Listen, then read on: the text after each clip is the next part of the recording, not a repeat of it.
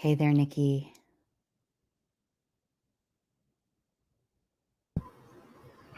Hi, Nico. Hi. So good to see you. We'll just give folks maybe about a couple of seconds as they filter in. Sounds good. Welcome to everybody joining us. We're glad to have you here. Thanks for spending some time in your afternoon with us.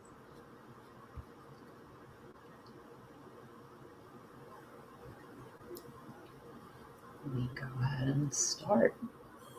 Sounds good. Welcome, everyone. Good afternoon, good morning, depending on where you're joining us from. We're really glad to have you with us here today for Equity in the Center's second LinkedIn Live event. And I am delighted to be joined today by Nicola Chin, who is a longtime advisor, friend, and partner of Equity in the Centers, and who will be leading our organizational equity cohort, which kicks off in January of next year. So welcome, Nico. We're so grateful to be partnering with you again. And I thought I would let folks know a little bit about you because you have such an impressive bio. Nico is a partner to organizations seeking to build power and share in more love in their impact-driven work in the world. She founded Up With Community after over a decade of community organizing and leading organizations on immigration reform, local economic development, and education. For the last 12 years, Nico has been helping organizations integrate equity into their DNA through improved strategic thinking, adult learning, and reclaiming power. Welcome again, Nico, and we will delve into your background a little bit more in just a couple of minutes. But what I thought I would start with, I would love for you to share a little bit about how you came into relationship with Equity in the Center. Friendships are just such a critical part of the way that we build with folks. And I just would love to have you share with us a little bit about how our paths came to cross and what led us up to here. Well, I've always seen us on very much a shared and intertwining path of working together on helping teams. So it must have been a little over probably a decade ago when I first connected with several of the different founders, in particular Carrion, but several of the different founders in the Equity in the Center world. We were just asking similar questions. How do we move from individual learning on equity to like organizational team structural learning at scale? And it was in answering those questions that we connected on the original Equity in the Center report. And I got to come and do some workshops at Equity in the Center early convenings and test out new ideas, new activities, experiments in the field with a lot of your partners and network. And we've just always stayed in touch, kind of supporting each other in our mutual growth along the way. And so it was so gratifying when y'all reached out at the end of last year to open up a conversation about what could next steps be in internal coalition building for organizations. Thank you for that. And I know you and I just had our first one-on-one a couple of weeks ago, and as we were starting to get to know each other, we were honestly kind of surprised that we haven't crossed paths yet because we've sort of orbited very close to each other, and in fact, even sort of started off with some of our work in the same place where we missed each other by just like a hair. And that is an organization that we know and love called Community Change, formerly known as Center for Community Change, where I interned when I was in school and where you were part of the fair immigration reform movement. And I feel like community organizing and sort of the analysis and the power analysis in particular that your work there has given you is really closely tied to the work that we're doing. And so would love if you could talk a little bit about kind of how that intersection looks. Absolutely. You know, there's so much of a connection between How do we help people change their communities? And how do we help people change their workplace, change their organizational culture, change what's possible in their programming? And the connection is really these building of internal uh, coalitions, right? And so in community organizing, I learned so much about how do we listen deeply to folks? How do we build a shared story for change? I still reference Marshall Ganz's work on story of me, story of us, story of now, when I'm helping teams do change work internally within their organizations or on their programs. And we learn how to take a vision and put it into action. Right. And so that internal coalition is really saying, let's take these big ideas that we feel passionate about and break them down into component steps that we can all do together. And what I love about what community organizing brings into that internal coalition building space is really the joy that comes when everyone on the team feels their agency.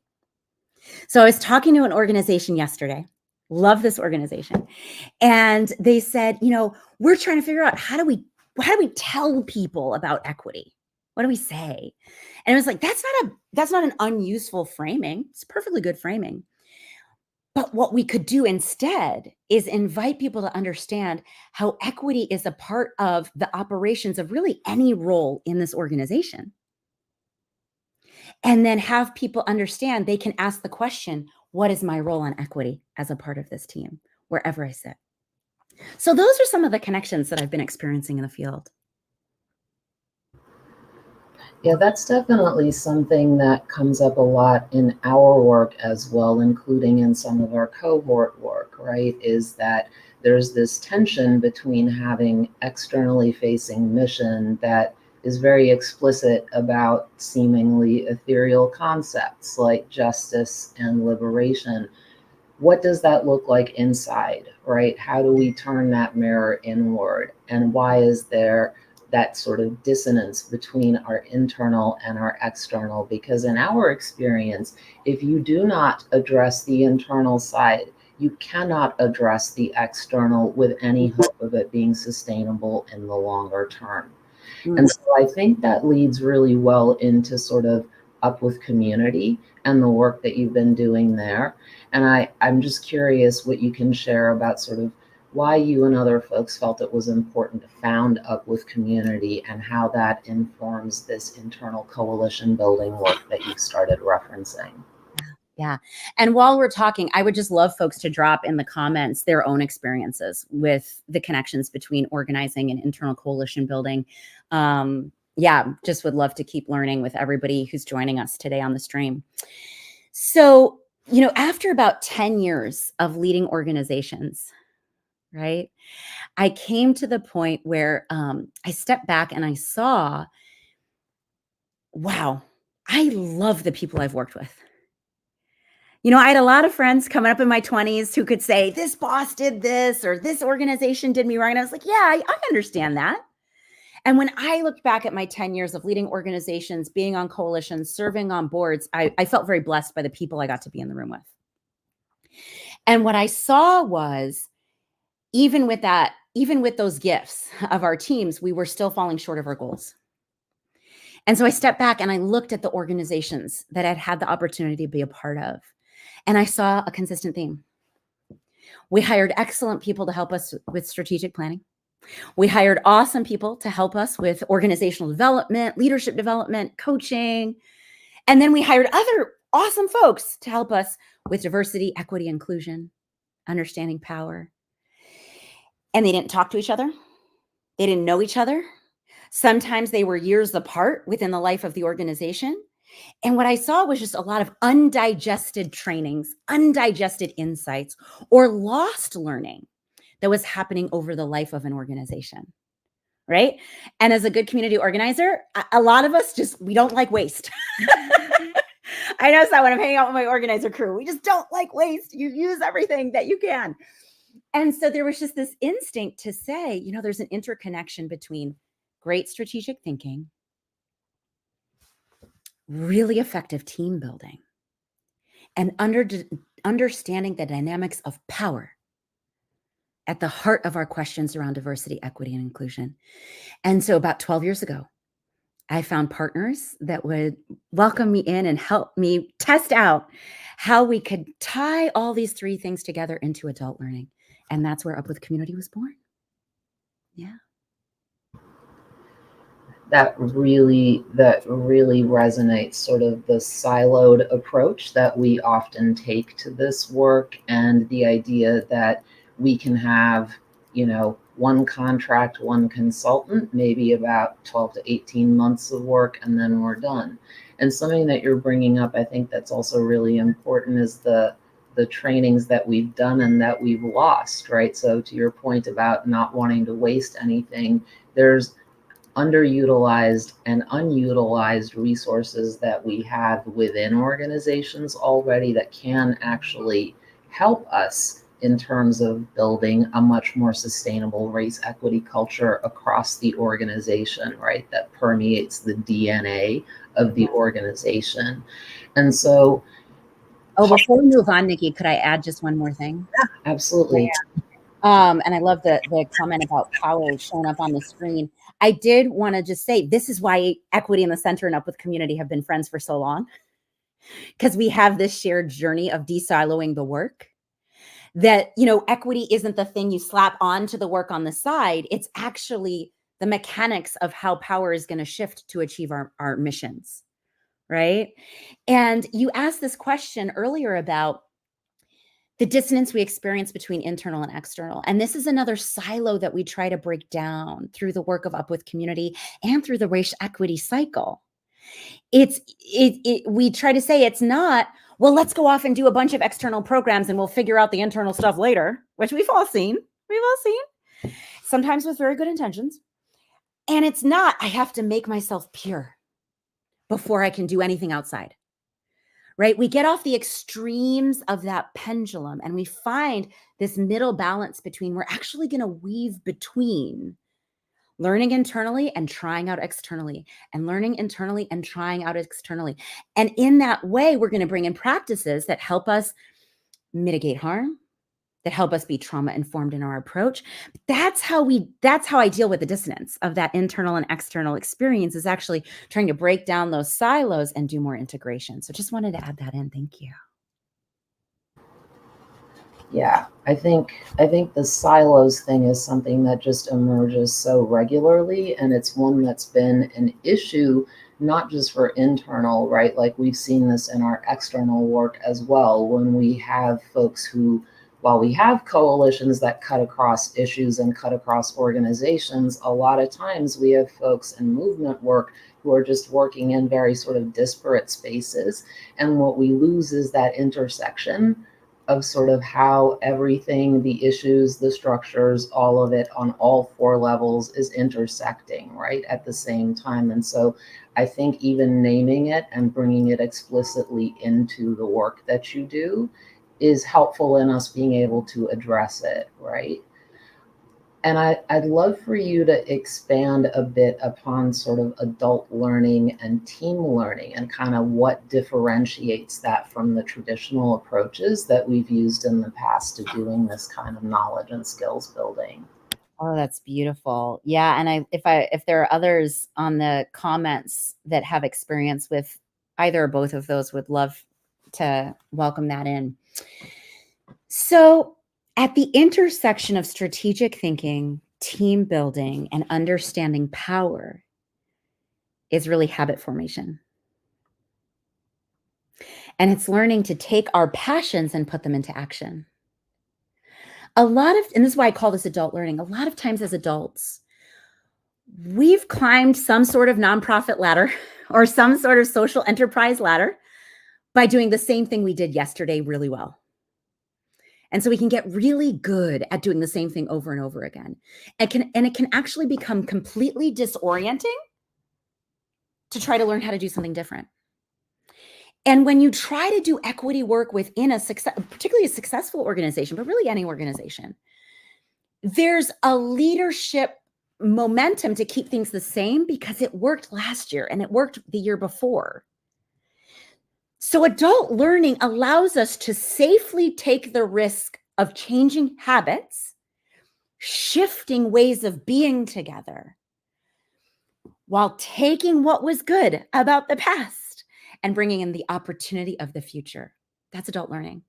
Some of the touch points I've used, and all of this is available on my website in a searchable database that we have called the Ideas to Action Field Guide, is work like Dr. Barbara Love's work, right? She has a beautiful cycle of critical liberation theory, and that has informed a lot of the work that I do around adult learning. Another piece is all of the work that Robert Gass, folks at Rockwood Leadership Institute, folks at Social Transformation Project have brought into the foreground on adult learning and how we bring in transformation and change as leaders. That's been absolutely critical in the adult learning work that I do. And what the adult learning piece allows us for is I often see organizational leaders pay for a tool or a training, and then it sits on the shelves, right? And I'm going to get to the but it worked for who in a minute. I'm going to write that down.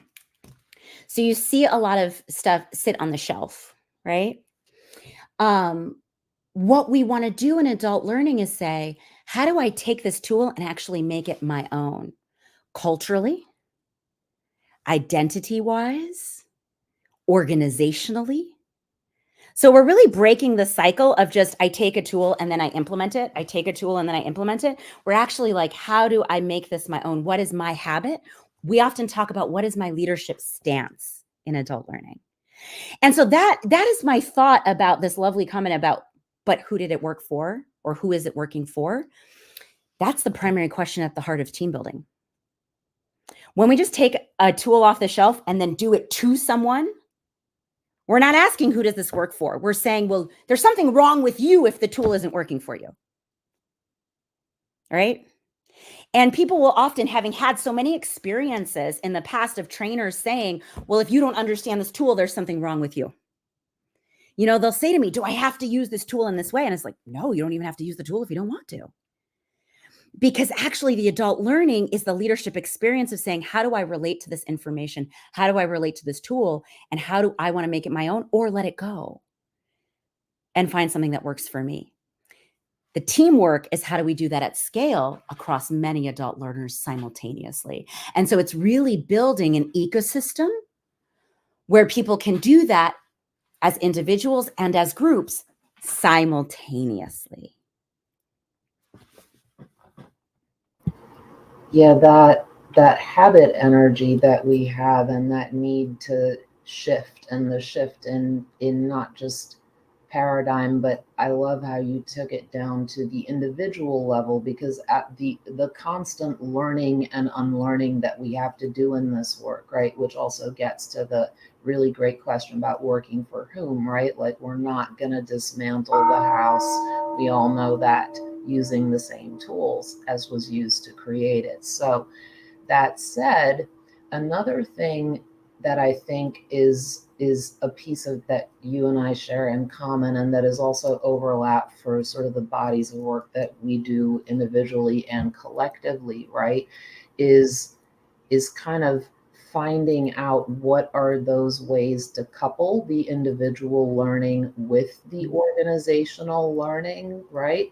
And Megan took the words out of my mouth. I was building up to a question about coaching and how coaching plays a role in your work. So thank you for that. That's an excellent comment. It is. And I just want to say one thing about the comment about tough to find the time for the process during our busy days. I hear that, and that's one of the reasons that we are where we are, because we have to start figuring out ways to make this work a part of the work and not separate as something that we add on to the day. It needs to be there even aspirationally from the beginning. But I'd love for you to talk about the simultaneous individual and org level learning, and then the piece about coaching and the role that coaching plays in your work. Mm.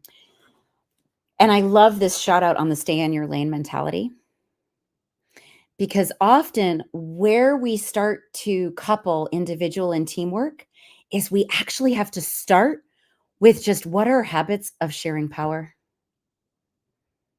So often I will start with an organization of what were the things we knew how to do when we were 3 or 4 and we've actually been socialized to move away from, including within myself, right? I definitely had a time coming up where I was like, I don't want to share my curriculum.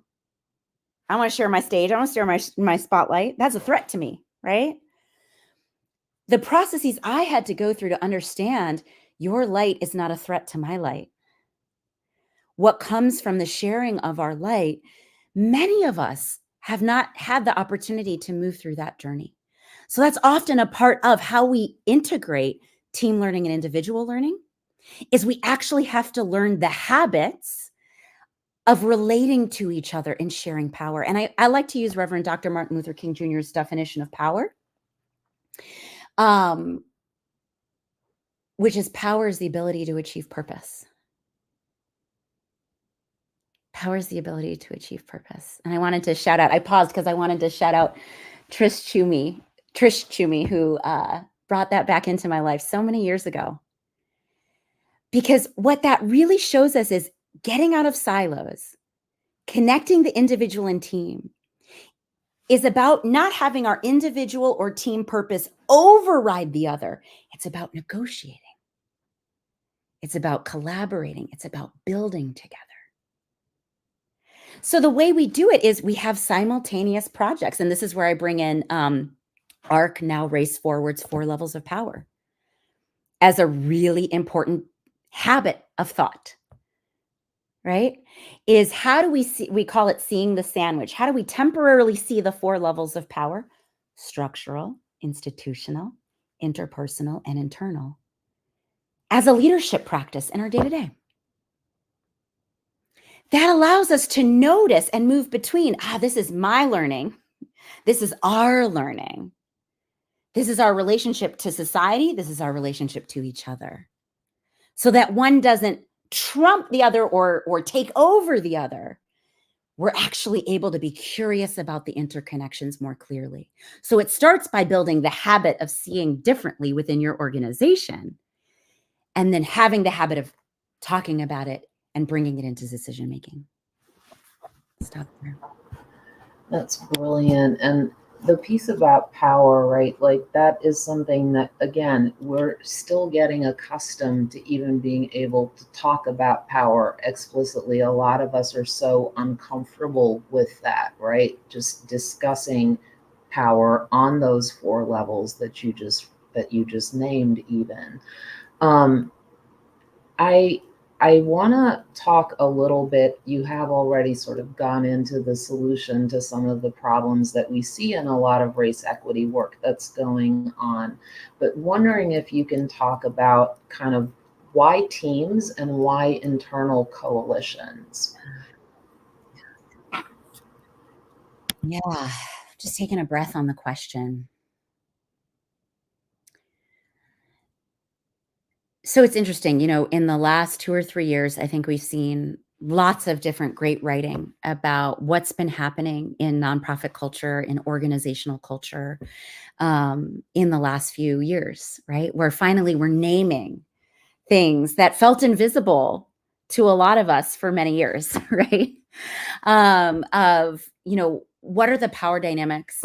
What are the power differentials and imbalances in our organizations that need to be addressed? And so there's been a lot of focus on team culture in the last, I would say, 3 to 4 years, right? And yet the work that we're talking about today, that Equity in the Center has been doing, that Up With Community has been doing around adult learning and team building, is about a decade old. And the reason for Up With Community that we started from this place of team is really the community organizing insight that we need each other to get free. That we're not going to do this alone. And we have these teams at work that are both trying to work in community, that are trying to work with government, that are trying to work with different parts of the economy and sectors, and that are trying to work with each other. And we don't have those habits for negotiating and co-creating as strongly as we need them. So that's why we work at team. That makes a ton of sense. And I appreciate you drawing that connection again with sort of how community organizing actually informs the work that you're doing. I can share that at Equity in the Center, as you said, part of our alignment is just because we, like you, focus at the organizational level. And for instance, when we have folks in our pulse check cohort, our pulse check is a tool where folks can assess where their organization is on the race equity cycle. The actual completion of the pulse check, we require it to be a cross-functional team that includes people who come from different positional power. And that's critically important. We literally do not let a single person, an individual, take that assessment because the results are going to be so radically different and skewed if it's one individual versus if it is that sort of team formation. Well, and here's the other reason that we do internal coalition building, right? So about, I would say 6 or 7 years ago, I was working in quite a few different coalitions of organizations. So talking to 10, 20, 30 organizations at a time around power building, around strategy. And I kept hearing the same thing over and over again. You probably were too. Hey, we just did this great equity training. And now we've got a bunch of individuals on our team or departments in our organization that are really excited to use this learning. How do we implement it at the organizational level? And I kept meeting people who were like, wow, I just went to this amazing training that opened my eyes on racial equity, that opened my eyes on the history of racial justice in the US. How am I going to apply this in an organizational context? And it was after hearing that question, I mean, gosh, it had to have been over 50 people at some point. We just said, well, let's roll up our sleeves and let's start doing something. And so we started designing trainings for internal coalition building. And it looked like a couple of different models. So we'd have organizations where, 30 staff went to a great dismantling racism training. And now 30 staff need to figure out how to weave together their 30 different understandings of that training, right? We had other organizations come in that said, hey, we just got 2 departments that went through this training and they want to share it with the rest of the organization. How can these 2 departments seed their learning with the rest of the organization? Or we just hired a new ED who's all about this, but nobody else has had a chance to really get with it. I mean, you can imagine the different scenarios where people were really saying, how do I take the next organizational step? That was where the toolkit really came from, in partnership with lots of great thinkers, building on the work of Gita Gulati-Parti, working with Craig White, working with Eric Peterson, to develop, well, what are some tools that can work in lots of different organizational scenarios to go from we've got individual or departmental interest to we understand organizational next steps.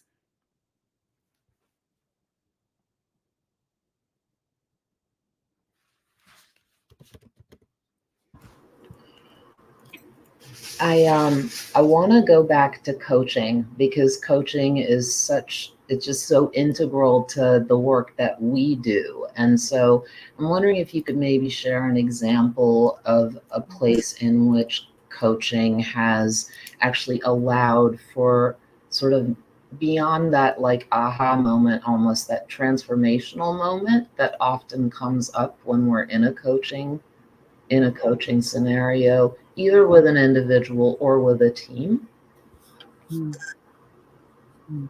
And then there's a question also about how equity training programs can be tailored to address the unique cultural contexts and communication styles of diverse employee populations, ensuring that all participants feel included and valued. Thank you, Michelle. Beautiful. So I'll talk to both. So what I want to give you an image of, Nikki, to answer this question on coaching is we're often thinking about 3 concentric circles of relationship based on those 4 levels of power again, right? So there's the coaching of the team as a whole, which we often do in like workshops or trainings or decision-making meetings. Then there's the individual, which is one-on-one coaching. But what we've learned to layer in for internal coalition building is what we call dyads, which is coaching relationships within the organization to translate individual growth into the team and back and forth. So what we do is, if we're going to have individual coaching in a team project, we'll often have multiple coaches coaching multiple people on their own learning journey. We're creating intentional spaces in team meetings where people are practicing that learning together. And then where there's really a need to take something I've discovered in my internal coaching, or to take an insight from a team conversation that needs to go down into a relationship, we coach dyad relationships. And I learned this from Arabella Perez, who taught me a lot about dyad coaching. And it's really bringing people into a relationship where it's not a mediation. If we need that, that's a different process. It's not performance evaluation. If we need that, that's a different process. It really is, what do we need to ask each other? What do we need to tell each other? What do we need to offer each other? And what do we need to ask for from each other to move the learning forward in our relationship? And so allowing movement of learning between individual coaching and a coaching team where coaches are working together to support individuals into relationships, into team practice is how we allow the learning to move throughout these relationships within a team. And I'm happy to move to the other question, but I want to pause before I do. Really, really appreciate that. And I love that we've come back to relationships again, right? Like it does come back to dyad coaching, which is relationship between two people. I really appreciate also that the coaching itself is also provided by some folks who are doing intentional relationship building across themselves as well. The tying that also with the learning piece, right? Like the learning from the individual and tying that piece with organizational learning, I think is part of what helps things stay more sustainable in the long term. And particularly in an environment like the one that we're facing right now, all the way from the Supreme Court decisions on affirmative action down to what's going on at the state levels, whether it's attacks on critical race theory, book bans. I think that having that relational sense space and learning permeate the organization actually makes it much more likely to be able to withstand the sort of pushback and retrenchment that we're seeing. So it is in fact taking some of these principles, and not just principles, but actually like the doing of the work, right? Like there's the knowing of the work, and then there's the doing of the work, right? And so that is what just really stands out for me as I hear you talking about sort of how coaching works in your work as well. Yeah, and it's this learning exchange between the different elements of the organization, self, interpersonal, and organization. You know, one of the things that we'll do is, coaches will have a shared toolbox. So a tool may be talked about at a team level, and then you may work on it with your coach one-on-one for a few cycles. And then we may check in on how are we doing at the team level of each owning our learning in that area. So we maintain confidentiality of coaching one-on-one, but we allow the learning to travel. I did just want to get to the question that we had, which is, how do we tailor trainings and workshops to the different cultural contexts and diverse employee populations that you may be working with? And I'm going to give a simple answer. I would love to follow up. Folks, know where to find me if you want to have a more in-depth conversation. I love getting Zoom teas, or you can come to Maine and we can talk. But I'll give a short answer here. So I often call this a dance move, right? The dance move for me of that cultural responsiveness is the same thing we talked about 20 minutes ago, where we said you don't just take a tool and put it on someone. When you take a tool, you're taking it out of its cultural context that it was developed in, and then you're just imposing it onto someone else. So that step of saying, how would we make this our own? What do we like about this? What don't we like about this? What fits with our different cultural contexts is a really important part of the process. So in a diverse population, we may have like a committee that helps us review the tools before they get shared out and make them our own. So we'll pull people from different identities, different departments, and they actually test out the work first, change the language, make it culturally responsive, talk about translation and interpretation. And now it becomes ours to share out with the group from the cultural context within the organization. So I'll leave that there. Great questions and comments, and this conversation is one that I would love to hit you up for more time, because I do want to switch gears a little bit right now and talk a little bit more specifically about the organizational equity cohort. And so can you share a little bit about kind of what your vision for that is and what it looks like? Well, what we've been doing over the last, again, like 6-7 years is in different spaces where there are, sometimes there are coalitions, sometimes there are not, organizations that all have similar questions about equity, but maybe at different points in their journey, different sizes of organization, different sectors. But for one reason or another, they're in community with each other. We've been developing these cohorts where we bring 5 to 10 organizations together.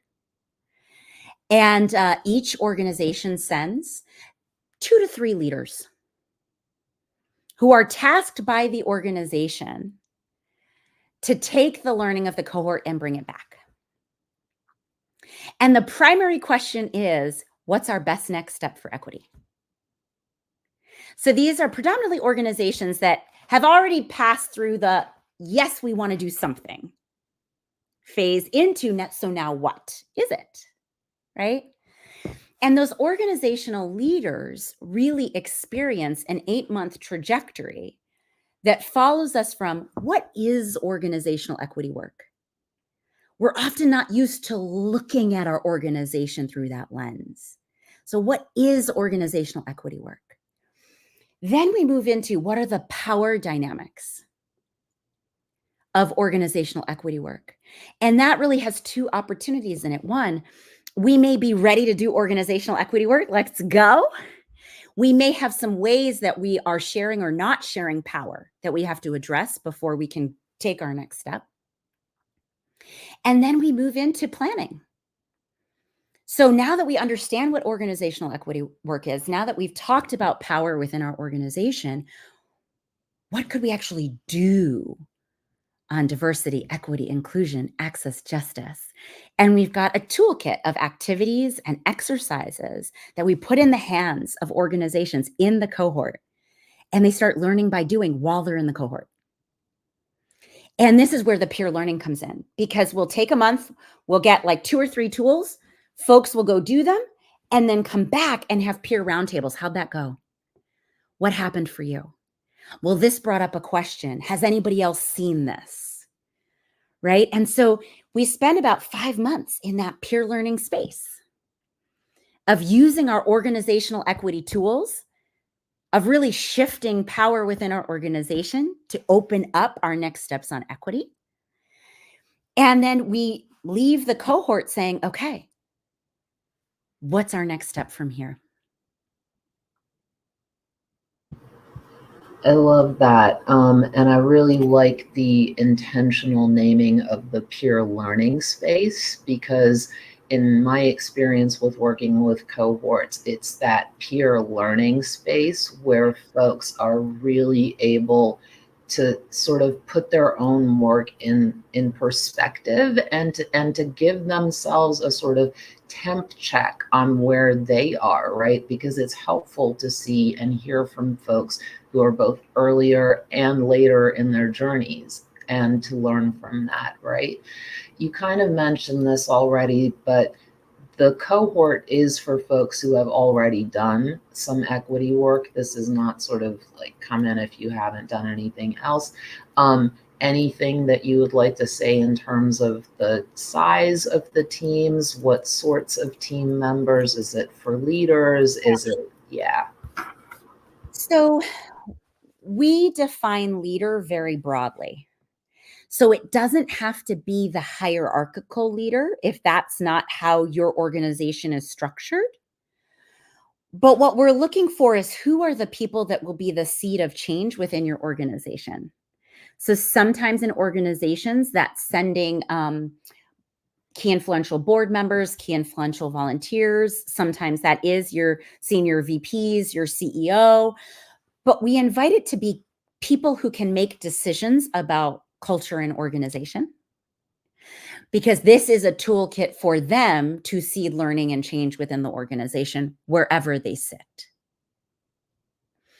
And part of the work and learning of the cohort is very actively in peer learning, how do we all want to take this learning back into our organizations? So I'm in a cohort right now where we're going to do 2 peer roundtables on specific questions from cohort members. How will we bring this back to our organization? And they're actually building work plans in the cohort to say, okay, this is what it's going to look like. And what's so funny, Nikki, is, in every cohort I've ever done, we come in, because I would do this too. We come in and we say, I thought I was going to do this big, fancy equity project. And here you are talking about, well, we're going to have some values-based decision-making. We're going to do some power sharing. We're going to set up an equity project and run it and experiment and see the impact and then scale it, which feels more practical and less flashy. But what is so satisfying to the cohort participants is it's actually going to happen. And we're going to learn from the doing. And we're going to build our confidence and our commitment to the work. Yeah. That is fantastic. You said 8 months, so it's going January through, I believe, the end of August of next year. And I appreciate you naming that you define leaders differently. And what that brings up for me is there's a member of one of our cohorts who once said something that just really has stuck with me. I'm learning to see where I have agency, even if I don't have decision-making power, right? And those moments for me, those are the most personally gratifying moments of the work, is when you can actually see someone literally step into their power and to understand and recognize for the first time that in fact they can be a change agent, right? Well, one of the important shifts that happens for a lot of our cohort participants is they will enter with the question, why don't more people in my organization want to do this? It may be, why do we went to the same training? Why don't they want to do the next steps that I want to do? Or why don't they want to go to the training that I just went to? Why don't more people want to do this? And this is where community organizing comes back in. Because in seeing organizational equity, what we have to understand is we're all walking around with a worldview. And even for those of us that say, yes, I want racial equity, we still have this worldview that says it's an add-on. And what the tools of the cohort do is they help us not just tell people, but show people why equity is actually at the heart of any role within our organization. And so we stop kind of sitting there quizzically looking at our teammate saying, why don't you care about this? But we actually know how to engage them in adult learning activity that prompts the aha moment you just described. That's what we're working towards.